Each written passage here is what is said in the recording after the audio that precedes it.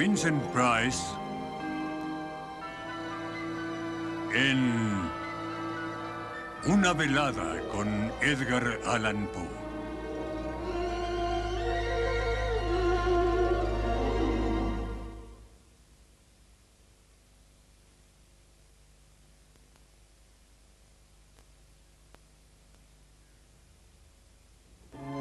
Primer cuento. El corazón delator.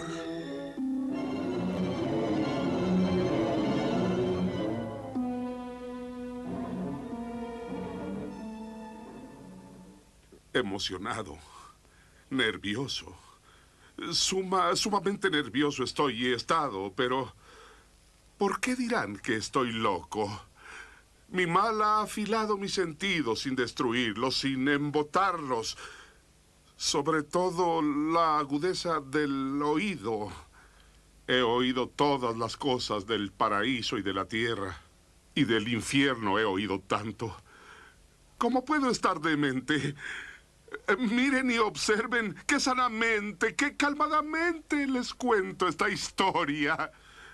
Es imposible decir cómo fue entrando la idea en mi cerebro, pero ya concebida, acosóme de día y de noche. Objetivo no lo había, pasión no la había. Yo amaba a ese viejo, jamás me hizo daño, jamás ocurrió que me insultara. De su oro no sentía el menor deseo. Yo creo que fue su ojo. Sí, fue eso.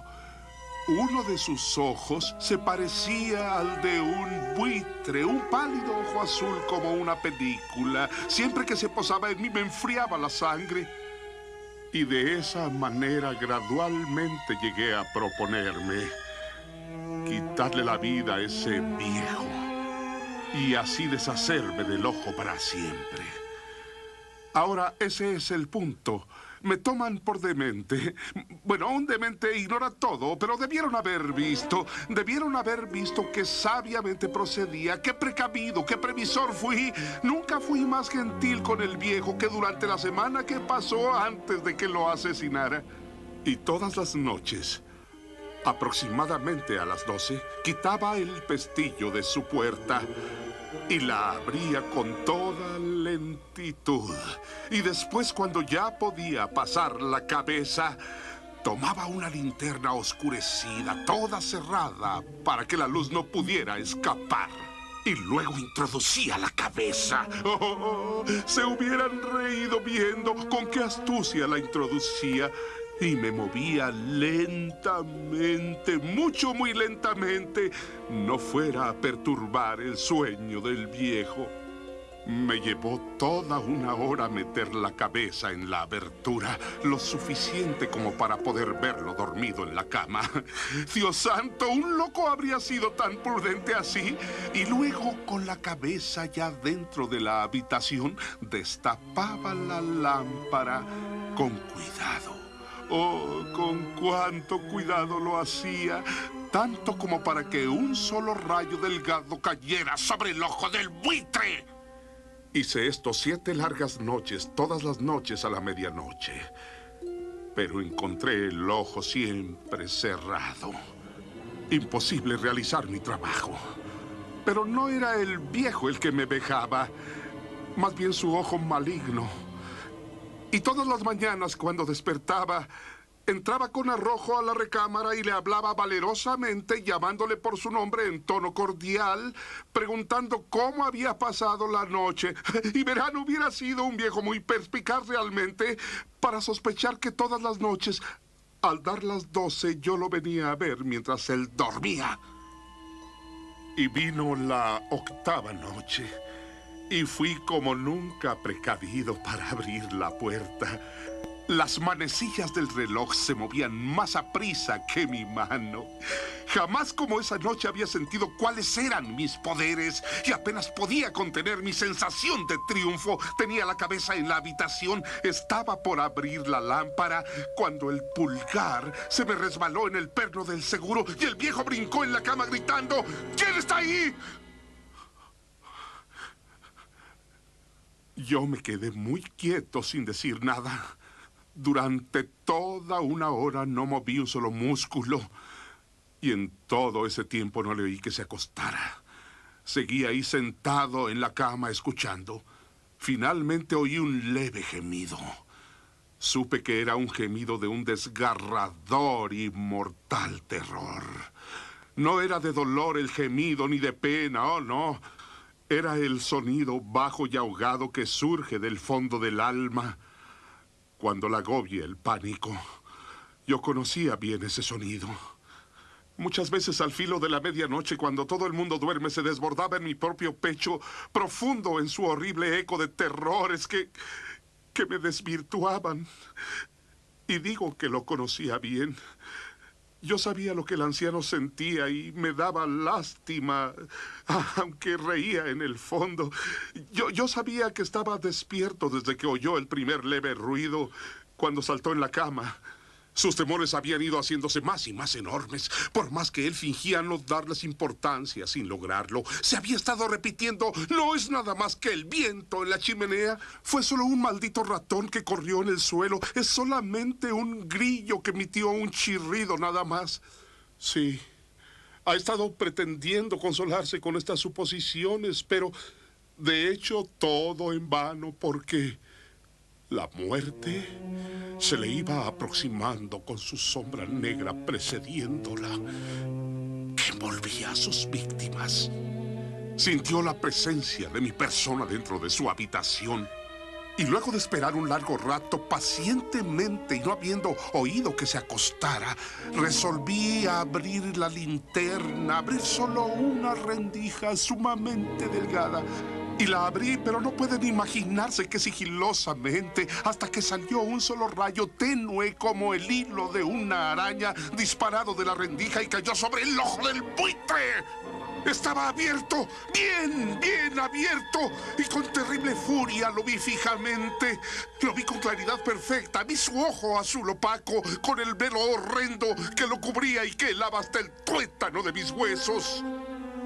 Pero en realidad solo podía ver la cara o el cuerpo del viejo, ya que había dirigido el rayo por instinto precisamente hacia el endiablado punto.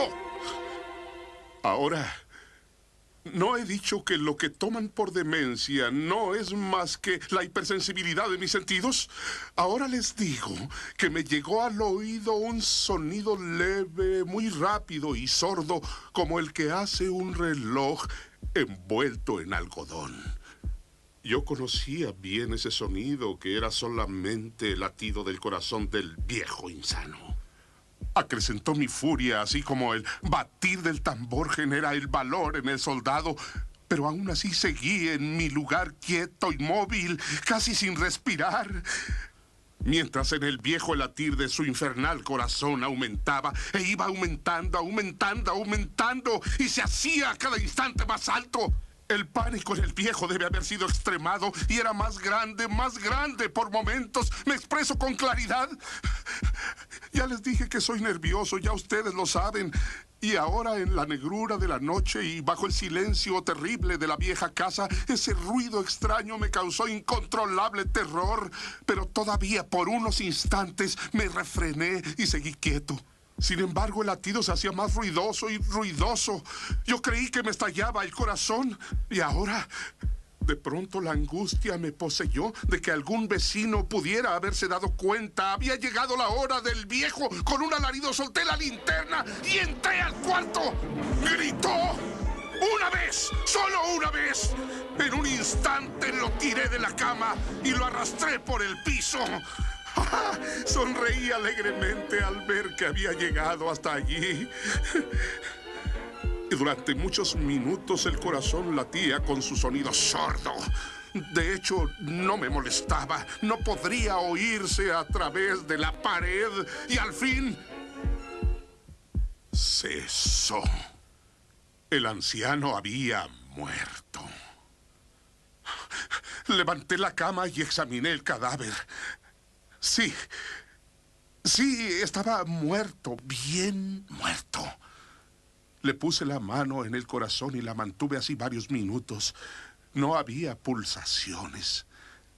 Estaba bien muerto. Su ojo no volvería a molestarme. Y ahora Si aún ustedes me creen demente, van a tener que dejar de pensarlo cuando les describa las sabias precauciones que tomé para ocultar el cadáver. Primero que nada, yo me puse a desmembrarlo, corté la cabeza y también los brazos y las piernas. Luego tomé 3 duelas del piso de la recámara y deposité todo bajo el suelo. Luego coloqué las duelas tan astuta, tan hábilmente, que ningún ojo humano, ni siquiera el suyo, pudiera advertir algún error. No hubo nada que lavar, ni huellas, ni nada de manchas de sangre en absoluto. Había tenido mucho cuidado. La había recogido en una tina. Y luego, cuando al fin hube terminado esas tareas, eran las 4. Pero la oscuridad persistía y al sonar la campana también se oyó que llamaban a la puerta de la calle. Me dirigí a abrir con el corazón ligero, porque ¿qué tenía yo que temer? Y entraron 3 hombres que luego se presentaron con perfecta cortesía como oficiales de la policía. Un grito que había escuchado un vecino durante la noche. Se había sospechado de alguna jugarreta y así habían despachado a los oficiales para hacer la investigación.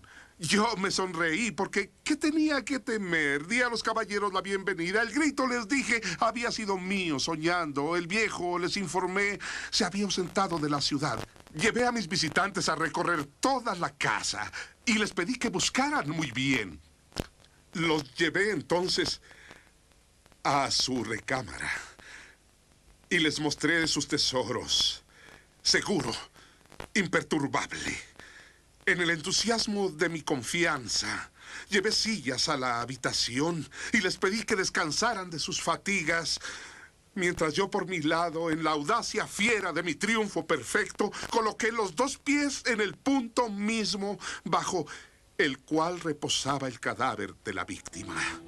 Los oficiales satisfechos los había convencido con mi aplomo.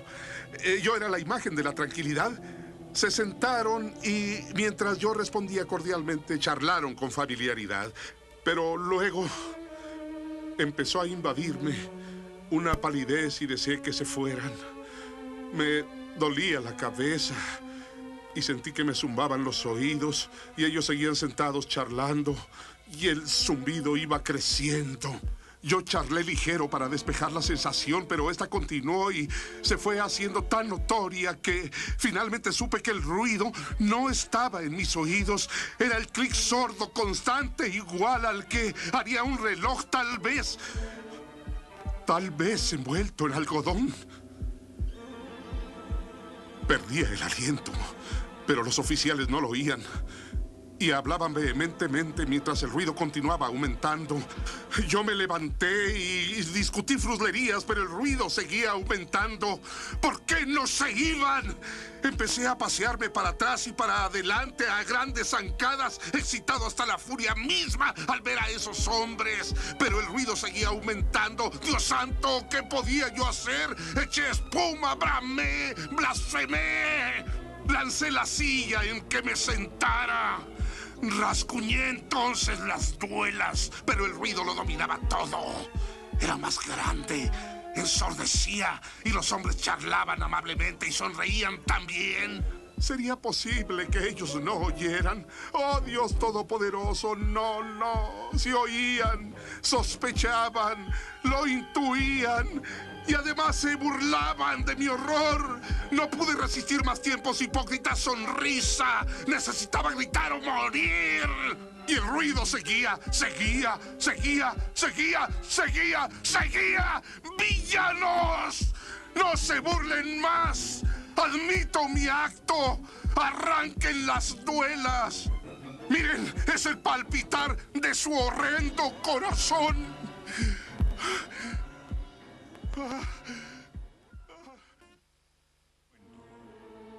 La Esfinge.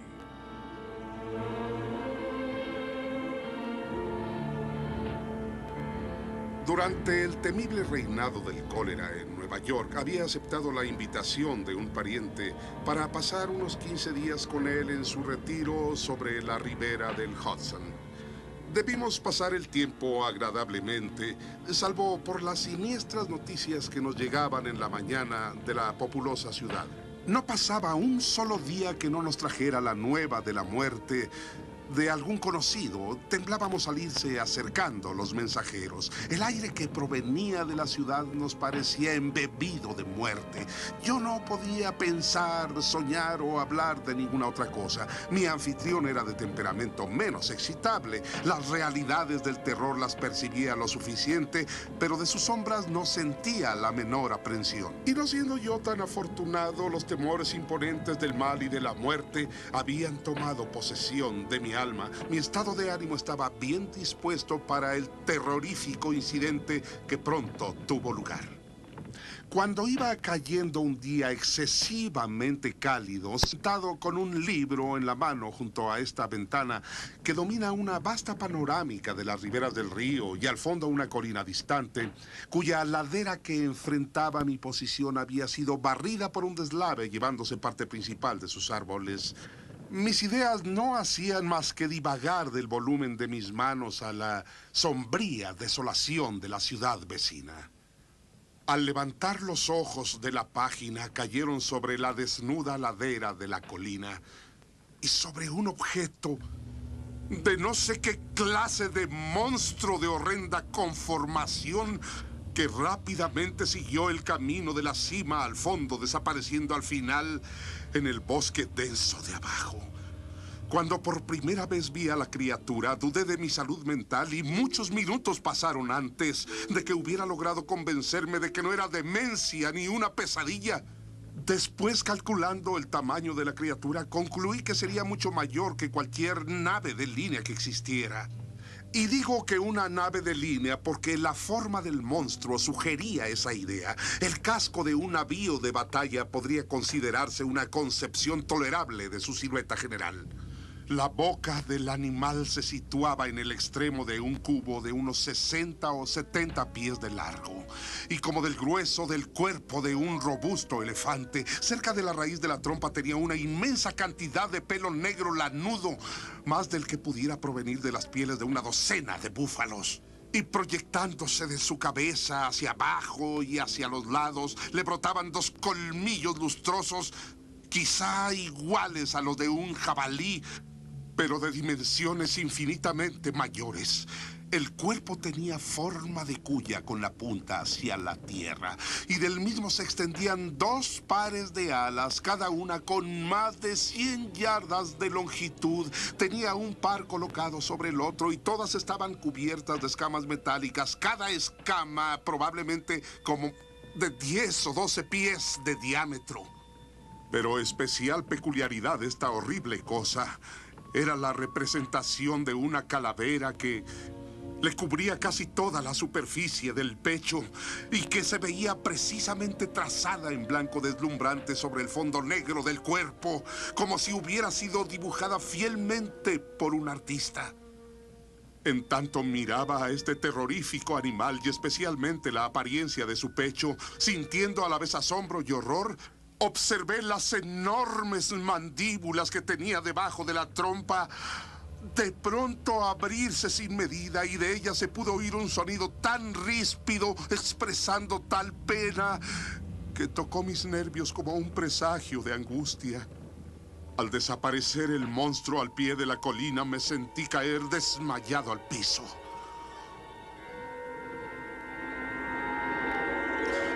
Al recuperarme, mi primer impulso fue informar a mi amigo de lo que había visto y oído. Casi no podría expresar qué sensación de repugnancia sentí, que finalmente me llevó a callarme. Aún así, en una visita una noche, 3 o 4 días después de lo ocurrido, nos encontrábamos sentados en este salón en el que yo había visto la aparición. Yo ocupaba el mismo lugar en la misma ventana y él se tendía en un sillón cercano a mí. La asociación del lugar y la hora de pronto me impulsaron a hacer la relación del fenómeno. Me oyó hasta el final y luego soltó una risotada. Y después adoptó un continente excesivamente grave, como si mi locura estuviera quizá fuera de toda sospecha. En ese instante, con toda claridad, vi nuevamente al monstruo, al cual con un grito de verdadero pánico dirigí ahora su atención. ¡Ahí! ¡Ahí! Vio con interés, pero afirmando que no veía nada, aunque yo le señalara con precisión el derrotero de la criatura al ir descendiendo por la ladera desnuda de la colina. Estaba ya inmensamente alarmado porque consideraba la visión el augurio de mi muerte, o aún peor, como el preámbulo de un ataque de locura. Me lancé apesadumbrado al sillón de la ventana y por unos momentos sepulté la cabeza en mis manos. Mi anfitrión, no obstante, hasta cierto punto había recuperado la calma de costumbre y me interrogó rigurosamente con respecto al aspecto de la criatura de mi visión. Cuando hube satisfecho sus preguntas, suspiró hondo como aliviado de alguna carga intolerable y luego se dirigió al librero habiendo tomado una simple sinopsis de historia natural. Luego me propuso que cambiara de asiento con él. Tomó mi lugar en la ventana y abriendo el libro reanudó su discurso. Pero a no ser por tu minuciosa descripción del monstruo, dijo, jamás habría estado en mi poder demostrarte lo que es. En primer lugar, permíteme que te lea el resumen de un escolar del género esfinge, de la familia de la crepuscularia de la clase insecta o de insectos. El relato dice así.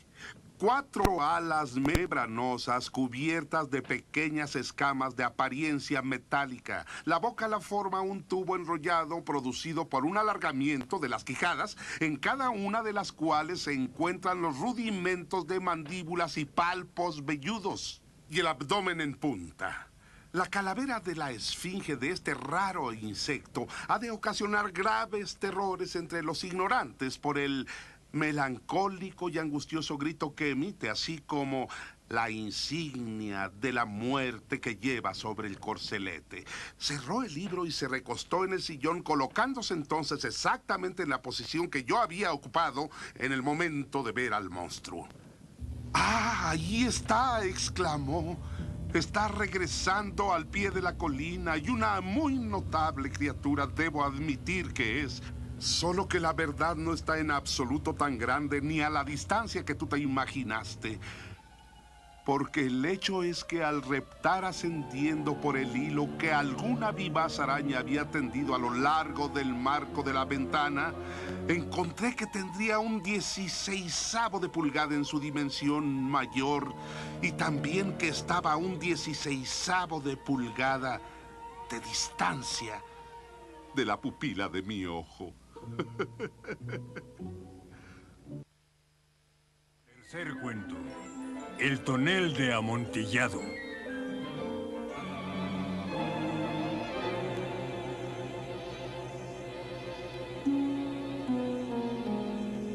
Los 1000 desaires que me hiciera Fortunato los sufrí lo mejor que pude. Pero cuando se aventuró a insultarme, juré vengarme. Ahora, ustedes que también conocen la naturaleza de mi alma, no supondrán, no obstante, que haya pronunciado una amenaza. A la larga me vengaría. No solamente lo castigaría, sino que sería con impunidad.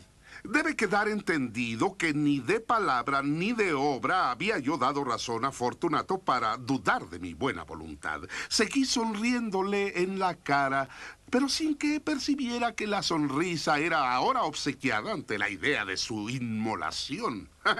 Tenía un punto débil este Fortunato. Si bien en otros aspectos era un hombre para respetar y aún para temer, se envanecía de ser un gran catador de vinos. Yo era conocedor de las cosechas italianas y compraba mucho siempre que podía. A la hora del ocaso, durante la suprema locura de la época de carnaval, encontré a mi amigo, que me acogió con calor excesivo porque había bebido bastante. Se había vestido con un disfraz de juglar, de calzas ajustadas y puntiagudas, y el cómico gorro de campanitas. Me complació tanto verlo que parecía que nunca terminaría de sacudirle la mano, y le dije, mi querido Fortunato, qué suerte que te veo, qué notable bien te ves hoy. Oh, a propósito, querido, he recibido un tonel de algo que pasa por Amontillado y tengo mis dudas. ¿Dudas? Dijo él. ¿Amontillado en un tonel? Imposible. ¿Y durante el pleno carnaval? Bueno, tengo mis dudas. Cometí la tontería de pagarlo a precio de amontillado sin haberte consultado sobre la materia. Es difícil de hallar y tuve miedo de perder la oportunidad. ¡Amontillado! ¡Amontillado! Sí, y tú tienes un compromiso, de modo que yo iba camino de ver a Lucchesi. Si alguien tiene la lengua de catador, es él, y me lo dirá. Lucchesi no distingue un amontillado de un jerez. Pero no falta un tonto que diga que tiene tan buen gusto como el tuyo. Anda, vamos entonces a tu bodega. Oh, amigo mío, no abusaré de tu buena voluntad. Y sin duda tú tendrás un compromiso. Lucchesi. No tengo compromisos. Vamos. Amigo mío, no es por el compromiso, sino por el serio resfriado que percibo y que tanto te aflige. El sótano es insufriblemente frío, está cubierto de moho. Quiero ir de todos modos. El resfriado es menos que nada. ¡Ja! Amontillado ha sido víctima de un abuso. En cuanto a Lucchesi, no puede distinguir un jerez de un amontillado. Y así hablando, Fortunato se apoderó de mi brazo. Yo, poniéndome una máscara de seda y cerrando bien la capa sobre mi persona, me dejé conducir a mi palacio. No había sirvientes en casa. Habían escapado para divertirse hacía mucho tiempo. Tomé 2 soportes, 2 antorchas y dándole una a Fortunato, lo llevé por varios salones sombríos a la arquería que llevaba al sótano. Descendimos por una larga y retorcida escalera, recomendándole, por supuesto, cuidado al seguirme. Llegamos al fin al pie de la escalera y llegamos así a los pasillos húmedos de los sótanos de los Montresor. Mi familia. El paso de mi amigo era vacilante y los cascabeles de su gorra de juglar cómico sonaban al caminar. ¿Dónde está el tonel?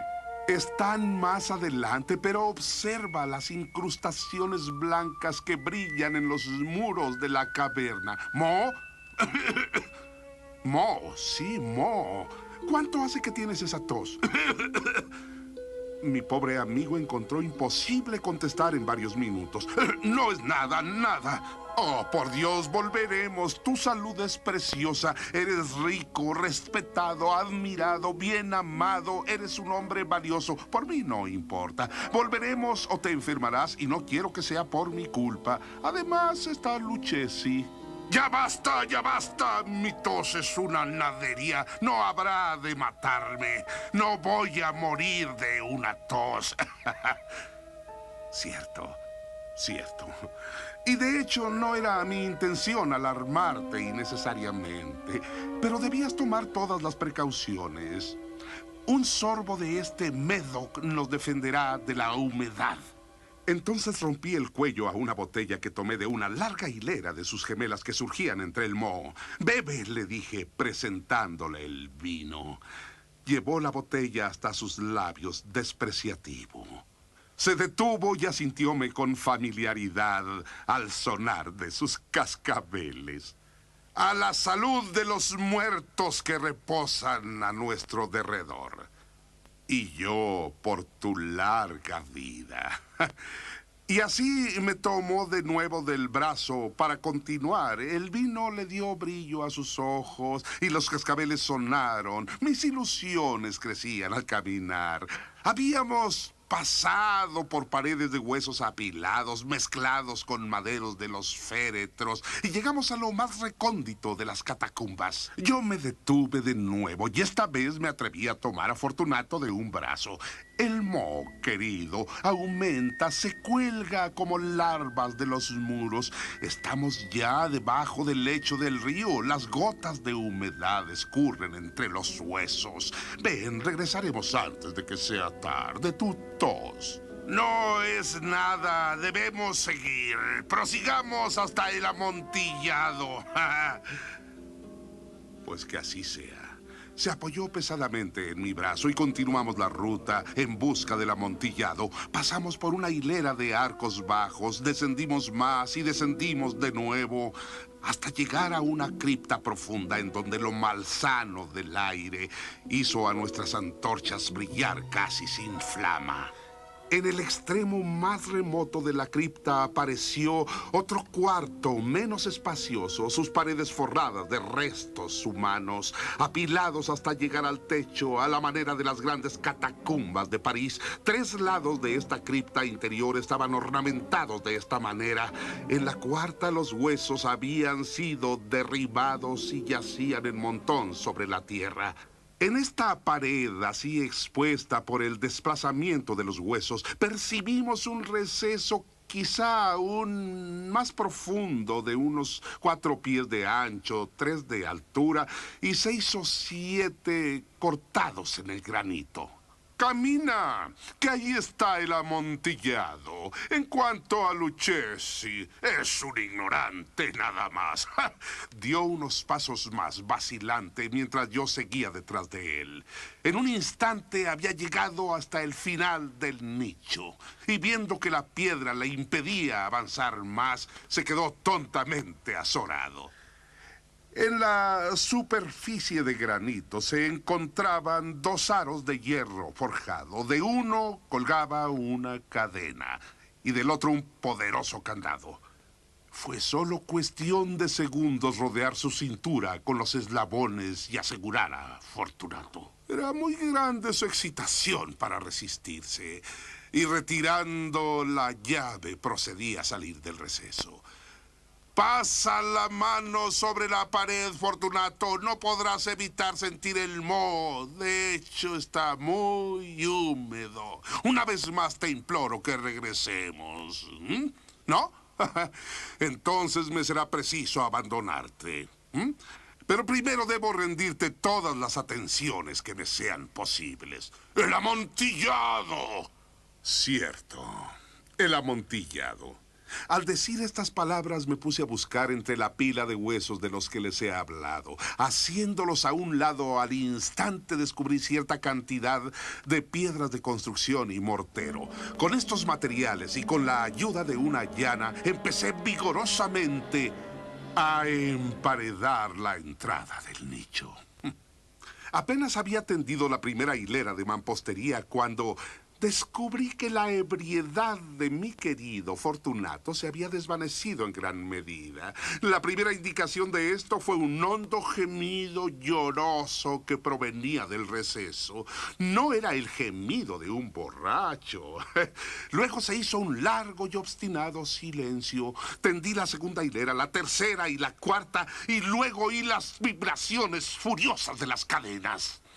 El ruido duró varios minutos, durante los cuales, con la idea de disfrutarlos con más satisfacción, cesé mi labor y me senté sobre los huesos. Cuando al fin el forcejeo cesó, volví a tomar la llana y terminé sin interrupción la quinta, la sexta y la séptima hilera. La pared estaba con este nuevo esfuerzo casi a nivel de mi pecho. Me detuve de nuevo y, sosteniendo la antorcha sobre la mampostería, lancé algunos rayos débiles sobre la figura que estaba dentro. Una sucesión de fuertes y agudos aullidos que brotaron de pronto de la garganta del emparedado parecieron botarme violentamente hacia atrás. Durante un momento sentí que vacilaba, temblé. Luego puse la mano sobre la sólida fábrica de las catacumbas y me sentí satisfecho. Me aproximé a la pared, repliqué a los gritos del que clamaba, le hice eco y le ayudé, lo sobrepasé en volumen y lo sobrepasé también en fuerza. Y al hacerlo, el clamor creció todavía. Era ya la medianoche y mi tarea se acercaba a su fin. Había terminado la octava, la novena y la 10ª hilera. Terminaba ya una porción de la última hilera, la 11ª. Ya no quedaba más que una sola piedra que ajustar y aplanar. Luché con su pesadez, la coloqué parcialmente en su posición final. Pero entonces pareció que empezaba a salir del nicho una risa hueca que me erizó todos los pelos de la base del cráneo. Un chiste muy gracioso, pero qué gracioso. Nos reiremos mucho de esto de vuelta al palacio, con una copa de amontillado. Sí, de amontillado. Pero no se nos está haciendo tarde. ¿No nos estarán esperando ya en palacio? La señora, mi esposa y los demás. Ya tenemos que irnos. Sí, ya tenemos que irnos. ¡Por el amor de Dios, Montresor! Sí, por el amor de Dios, Fortunato. Luego de decir esto, esperé en vano a que hablara. Me vino la impaciencia y lo llamé en voz alta. ¡Fortunato! ¡Fortunato! Y él no decía nada. Coloqué la antorcha en la abertura que restaba y dejé que entrara la luz. Oí solo a cambio un sonar de cascabeles. Mi corazón se contrajo, quizá debido a la humedad de las catacumbas. Entonces me apresuré a terminar mi labor. Forcé la última piedra a su posición. Aplané el mortero y sobre la nueva mampostería reacomodé la muralla de huesos. Durante medio siglo ni un solo mortal los ha perturbado. En paz descanse.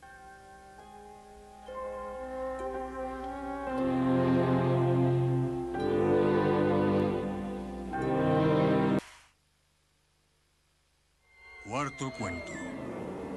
El foso y el péndulo.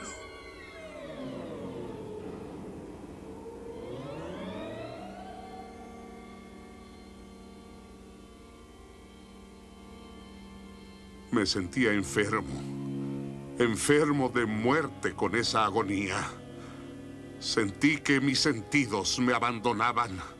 La sentencia de muerte fue la última frase clara que llegó a mis oídos. Después de eso, las voces de los jueces de la Inquisición parecían fundirse en un zumbido soñador indeterminado. Vi los labios de los jueces de túnica negra, blancos y delgados hasta lo grotesco, arrastrarse con su alocución mortal, emitiendo en las sílabas de mi nombre el decreto de muerto por la tortura. Luego la negrura tétrica se cerró sobre mi piel, apagando hasta la maligna blancura de esos malditos labios, enviando toda sensibilidad en retirada en un enloquecido descenso del alma hacia el Averno. Luego un silencio, quietud y la noche en todo el universo. En mi desmayo, solo las sombras de mi memoria reflejaban apenas los muros interiores de mi mente. Sombras de altas siluetas que me levantaban y me aventaban a lo hondo de un lugar de negrura, humedad y silencio. Silencio. Luego solo demencia. No quería abrir los ojos.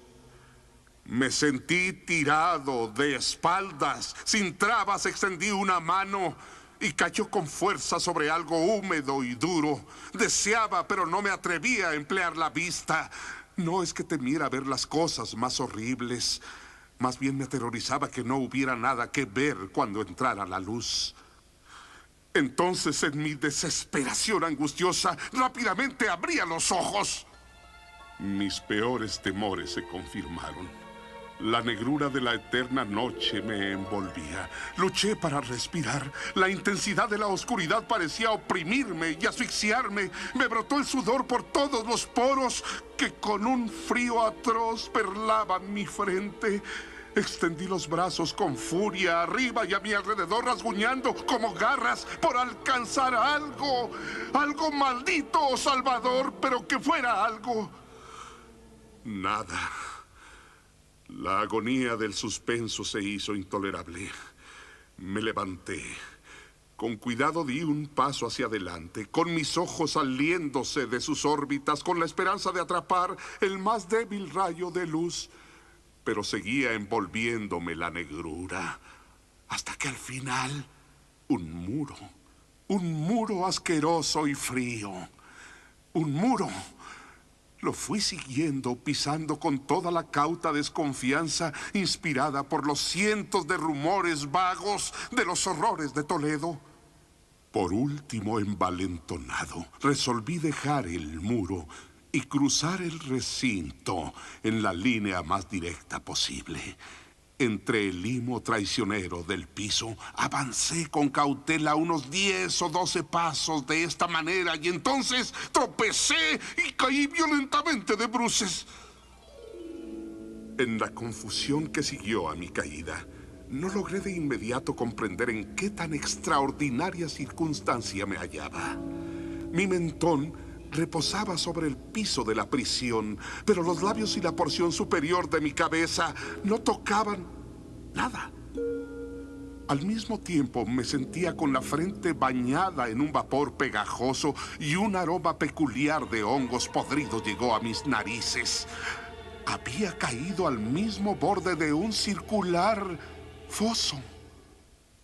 Tocaba en la mampostería hacia abajo de la orilla y logré desalojar un fragmento pequeño que dejé caer al abismo y muchos segundos esperé oyendo sus reverberaciones cuando rebotaba en los lados del foso en su descenso. Finalmente oí un chapuzón en el agua sucedido por fuertes ecos y al mismo tiempo se oyó un ruido al parecer de una puerta que se había abierto arriba, mientras un tenue haz de luz se abría paso en las tinieblas, solo que al instante se desvaneció. Regresé a tientas al muro, temblándome todos los miembros de pavor, resolviendo mejor ahí perecer que arriesgarme a los terrores del pozo. La agitación del espíritu me tuvo despierto muchas horas, pero luego caí en un profundo sopor. Al despertar, encontré que los objetos que me rodeaban eran visibles, con un hórrido lustre sulfuroso, de modo que me fue posible ver la extensión y el aspecto de mi prisión. Lo que yo creía que era mampostería parecía ahora de hierro en inmensas planchas, con siluetas horrendas y satánicas, de aspecto amenazante y formas esqueléticas y extendidas, desfigurando las paredes. En el centro del piso bostezaba el circular foso de cuyo hocico yo había escapado.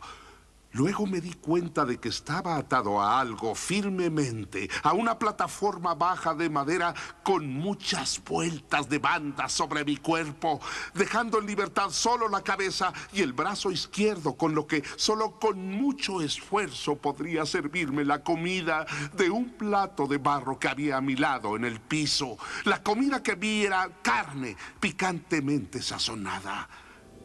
Viendo arriba, revisé el techo de mi prisión. Estaría como a 30 o 40 pies arriba y suspendido del mismo había lo que parecía ser un inmenso péndulo, como los que pueden verse en los relojes antiguos. ¿Qué era lo que sucedía? Imaginé que lo veía moverse muy ligeramente. Durante unos minutos me le quedé viendo fijamente con algo de temor, pero más bien con asombro. Luego un ruido atrajo mi atención. Allí en el piso vi algunas enormes ratas. Habían salido del pozo con ojos de voracidad atraídas por el olor de la carne. Necesité de mucho esfuerzo y atención para que se alejaran de la comida. Cuando de nuevo dirigí los ojos hacia arriba, lo que vi me confundió y asombró. El trayecto del péndulo había aumentado su paso en casi 1 yarda. Pero lo que más me perturbó fue la idea de que había empezado posiblemente a descender. Ahora observé, con verdadero horror, observé que su extremidad inferior era una media luna de resplandeciente acero, con un pie de largo de cuerno a cuerno, con los cuernos hacia arriba y el borde inferior evidentemente tan cortante como el de una daga. Y al oscilar, silbaba en el aire, pulgada a pulgada, descendiendo solo a intervalos apreciables que parecían años. Descendía y seguía bajando. Pasarían días hasta que estuvo tan cerca de mí que me abanicaba con su aliento acre. Pedí porque descendiera más rápido. Me apresó una locura frenética y luché para arquearme hacia arriba contra el paso de la temible cimitarra. Y luego me entró la calma. Vi con mi mejor sonrisa la muerte brillosa como un niño, un extraño parloteo. Vi que la media luna tenía la meta de cruzar la región de mi corazón. Rasgaría salientes de mi vestido, volvería y repetiría la operación una y otra vez, pero el corte de mi vestido sería lo único que realizaría durante algún tiempo. A la derecha, a la izquierda, su ir y venir, descendiendo, siempre descendiendo, con un aullido del espíritu malo hasta mi corazón, con el paso furtivo del tigre. Reí y aullé alternadamente al abrirse paso el olor del acero afilado, con fuerza en mis narices, descendiendo, siempre descendiendo. Vibró finalmente a 3 pulgadas de mi pecho. En 10 o 12 pasadas llevaría el acero a hacer contacto con mi vestimenta. Y entonces, con esta observación, en un instante sentí inundarse mi espíritu de toda la aguda y recogida calma de la desesperación. Por primera y única vez en muchas horas, o tal vez días, pensé en las ratas que materialmente pululaban sobre la plataforma en la que yo yacía. Salvajes, audaces y voraces, con sus ojillos rojos observándome como si esperaran la inmovilización de mi parte para hacerme su presa. ¿A qué comida pensé que se habrán acostumbrado en el pozo? Habían devorado, a pesar de mis esfuerzos para evitarlo, todo menos un pequeño residuo del contenido del plato. Y aunque mi plan apenas sí sería cuerdo, proseguía a intentar de inmediato su ejecución. Con las partículas aceitosas de carne tan condimentada que quedaban, unté las bandas de su sujeción donde podía alcanzarlas y luego me quedé quieto sin respirar. Al principio, los voraces animales, sorprendidos y temerosos por el cambio, observaron, no obstante, que yo permanecía sin moverme. Algunas de las más audaces saltaron a la plataforma y olfatearon las bandas. Esto pareció la señal del ataque general, y saltaron a centenares sobre mi persona. El movimiento oscilante del péndulo no las molestaba en lo absoluto. Evitando su paso, se ocuparon deprisa en roer las bandas untadas. Se apretujaban encima de mí en montones, montones cada vez mayores. Se arrastraron por mi cuello. Sus labios fríos buscaron los míos. Casi me asfixiaba su pesado tropel. Un horror para el que el mundo no tiene nombre inflamó mi pecho y congeló con pesadez viscosa mi corazón. Pero en un momento sentí que la lucha terminaría. Claramente sentí que se aflojaban mis ataduras. Supe que en más de un lugar debían estar ya trozadas. Con más que una humana resolución, seguí quieto. Los cálculos no habían estado errados, ni había resistido en vano. Y entonces al fin sentí que estaba libre. Con el paso del péndulo ya presionándome el pecho, que había cortado las salientes de mi ropa, 2 veces más pasó y una aguda punzada de dolor disparó todos mis nervios. Pero el momento de escapar llegó y con un solo ademán mandé lejos al tumulto libertador. Con movimientos firmes me deshice del abrazo de las ligaduras que lastimaban mi piel y fuera del alcance de la cimitarra era libre. ¡Libre! Pero todavía en las manos de la Inquisición. Había bajado apenas de mi lecho de horror de madera cuando el movimiento de la máquina diabólica cesó y vi cómo la subían. Todos mis movimientos eran sin duda observados. ¡Libre! Solo había escapado a la muerte en una forma de agonía para ser llevado a la agonía de alguna otra muerte peor. Con esa idea pasé los ojos nerviosamente sobre las barreras de hierro que me encerraban y observé que las siluetas de arpías de las paredes asumían ahora un intenso y cegador brillo. Ojos demoníacos de salvaje y atroz voracidad me miraban desde 1000 direcciones. Era algo irreal. El aire que respiraba me llegaba ahora como el aliento del vapor del hierro candente. Un sofocante olor inundó la prisión, jadeaba, no podía respirar. Me sustraje al metal quemante hasta el centro de la celda. Ante la idea de la destrucción ígnea que me amenazaba, la idea de la frescura del pozo, me bañó el alma como un bálsamo. Corrí a su mortal orilla, lancé una mirada desesperada. El brillo del techo encendido iluminó hasta su último receso, pero por un momento atroz mi espíritu se rehusó a comprender el significado de lo que veía. Finalmente se forzó, se abrió camino quemando mi alma. ¡Oh, quién pudiera expresarlo! ¡Oh, qué horror! ¡Oh, cualquier horror menos este!